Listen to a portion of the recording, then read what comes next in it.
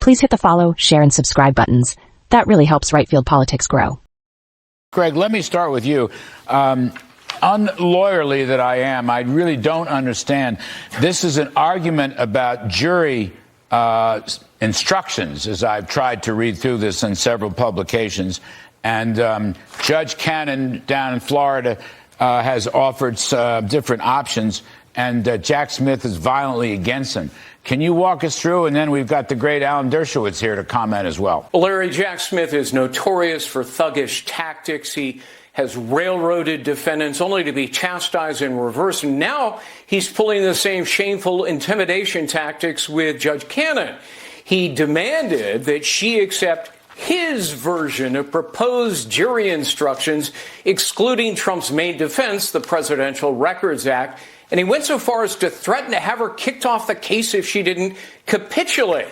Correctly, she told him to stuff it because jury instructions are never finalized until all the evidence and testimony is introduced at trial. My goodness, if I had made that kind of a dumb demand of a judge in the cases I tried, the judge would have told me to stand in the corner with a dunce cap.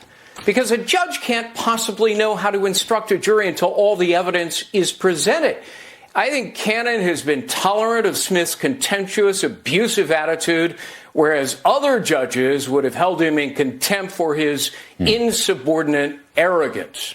Dershowitz, do you see it the same way? And the two scenarios have to do with the Presidential Records Act. I'm not sure people understand that. Maybe you could give us a snapshot. Okay, well, first, I always agree with the great Greg Jarrett. Oh, all right. That's number great. one. Number two, what Jack Smith is terrified about is he might actually have a fair trial in Florida. He knows he's not going to have a fair trial in Washington, D.C. 95% of the voters hate Donald Trump. He knows there's not going to be a fair trial in Georgia, certainly not in New York.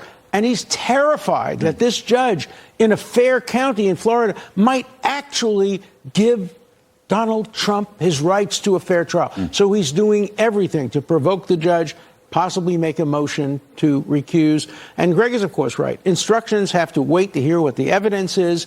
And generally, you don't give the instructions in advance, because if you do, it then gives the other side, if you're the prosecution, an opportunity to appeal. It gave him a real favor on this issue of the Presidential Records Act. Now, the Presidential Records Act may come out ultimately against Donald Trump. We don't know. It's not absolute. But that's the thing I didn't understand as a layperson. Why are we arguing over jury options now? They haven't even had the case yet. They haven't gone to trial yet. Nobody's been in court yet. So what's the point of it? And we don't even know what Smith's just trying to one-up her, or what, Judge Cannon, or what? He's trying to force her to make decisions that will allow him to appeal.